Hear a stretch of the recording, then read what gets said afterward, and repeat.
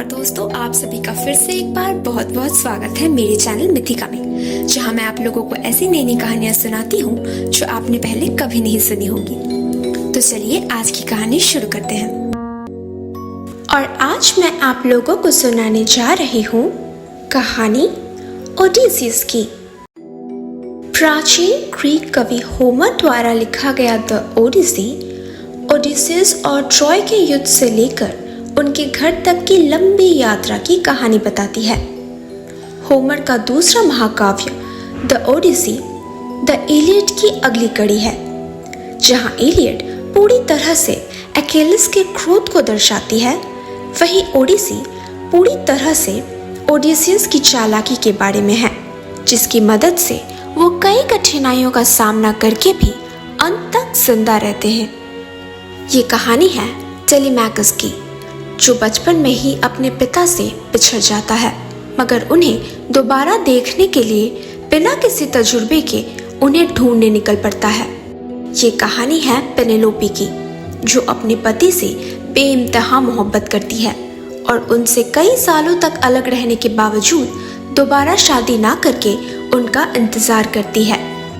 और ये कहानी है ओडिसियस की, जो अपने बेटे और पत्नी को दोबारा देखने के लिए कई मुश्किलों का सामना करता है, मगर कभी हार नहीं मानता। इससे पहले कि मैं ओडिसियस की घर तक की लंबी खतरनाक यात्रा के बारे में आप सबको बताऊं, मुझे लगता है कि आप सभी जानना चाहेंगे कि ओडिसियस कौन है और उसने ट्रॉय के युद्ध का अंत कैसे किया था। अकेलिस की मृत्यु के बाद उस युद्ध के दो सबसे महान जीवित नायक ओडिसियस और एजैक्स अकेलिस के शानदार कवच को प्राप्त करने के लिए एक दूसरे को चुनौती देते हैं। जो ये चुनौती जीतेगा, जाहिर सी बात है पूरे ग्रीक में उसे ही चैंपियन के रूप में स्वीकार किया जाएगा। ये तय हुआ कि प्रतियोगिता में ओडिसियस और एजैक्स दोनों भाषण देंगे कि सबसे महान योद्धा कौन है।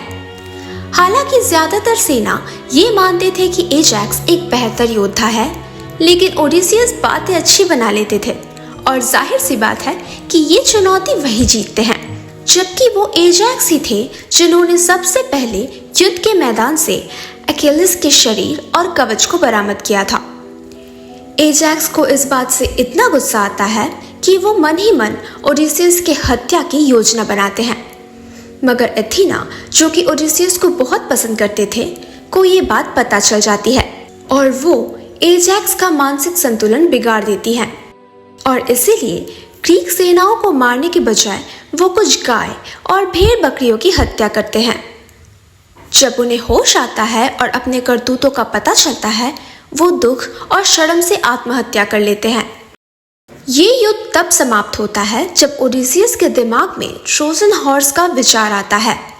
उन्होंने लकड़ी का एक विशाल घोड़ा बनाया और उसे उनके सबसे होनहार सैनिकों से भर दिया और बाकी सेना ट्रोजन हॉर्स को पीछे छोड़कर जहाज में बैठकर घर जाने का नाटक करने लगे।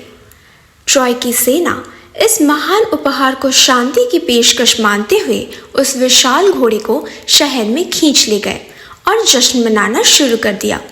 जब वो लोग नशे में धुत हो गए, तब ग्रीक की सेना घोड़े के पेट में अपने छिपने के स्थान से बाहर निकलते हैं, ट्रॉय की सेना पर हमला करते हैं और शहर का मुख्य द्वार खोल देते हैं ताकि बाकी ग्रीक सेना अंदर आ सके। इसके बाद नरसंहार शुरू हो जाता है, जिसमें सिर्फ कुछ ही ट्रोजन बच पाते हैं। ट्रॉय को पूरी तरह से ध्वस्त करने और लूट का बंटवारा हो जाने के बाद अब घर जाने का समय आ गया था। ग्रीक सेना अपने अपने राज्यों में वापस जा रहे थे। इसी दौरान ओडिसियस ने घर जाने के रास्ते में थोड़ा लूटपाट करने का फैसला किया। सबसे पहले वो साइकल्स की भूमि इस्मरस में उतरते हैं। ओडिसियस के आदमी पूरे शहर को नष्ट कर देते हैं, सभी पुरुषों को मार डालते हैं और सभी महिलाओं को उठा लेते हैं, जिसके बाद ओडिसियस सोचते हैं कि अब जाने का समय हो गया है, लेकिन उनके साथ ही उनकी एक नहीं सुनते और वहीं मदिरा पीकर नशे में धुत हो जाते हैं, जिस दौरान साइकल्स अपने रथों में अतिरिक्त सेना लाते हैं और उन्हें समुद्र की ओर खदेड़ देते हैं। ये घटना ओडिसियस की अधिकांश समस्याओं के लिए एक बुनियादी नमूना बन जाता है। चालाक ओडिसियस जानते हैं कि क्या करना है, लेकिन उनके मूर्ख साथी उनकी एक भी नहीं सुनते और उन्हें मुसीबत में डाल देते हैं। ये दरअसल काबिले तारीफ है कि ओडिसियस फिर भी इन बेवकूफ़ों की देखभाल करना जारी रखते हैं और उन्हें यूं ही किसी द्वीप पर मरने के लिए नहीं छोड़ देते। साइकस द्वारा समुद्र में खदेड़े जाने के बाद ओडिसियस और उनके साथी अपना सफर जारी रखते हैं, मगर उस द्वीप में किया गया उनकी हरकत ज़्यूस नज़रअंदाज नहीं करते और उन्हें सजा देने के लिए एक तूफान भेजते हैं जो 10 दिनों तक चलती है, जिस कारण वो लोग अपने द्वीप इथाका से बहुत दूर लोटस ईटर्स के भूमि पर आ पहुंचते हैं। इस द्वीप में खिले हुए कमल के फूलों को खाते ही ओडिसियस के साथियों को अफीम जैसा नशा हो जाता है।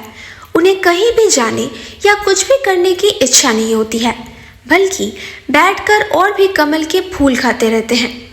इस द्वीप पर भी ओडिसियस ही उन सबकी प्राणों की रक्षा करते हैं।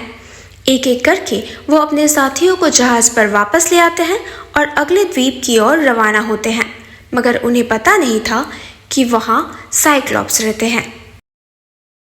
तो दोस्तों, कैसी लगी आप लोगों को आज की कहानी? अगर अच्छी लगी हो तो प्लीज इसे लाइक कर दीजिए। नीचे कमेंट सेक्शन में लिखकर जरूर बताइएगा कि आप लोगों को कैसा लगा, और प्लीज प्लीज प्लीज मेरे चैनल को सब्सक्राइब कर दीजिए। और हाँ, अपने दोस्तों के साथ शेयर करना बिल्कुल मत भूलना। मैं आप लोगों से मिलूंगी अगले हफ्ते एक और नई कहानी के साथ।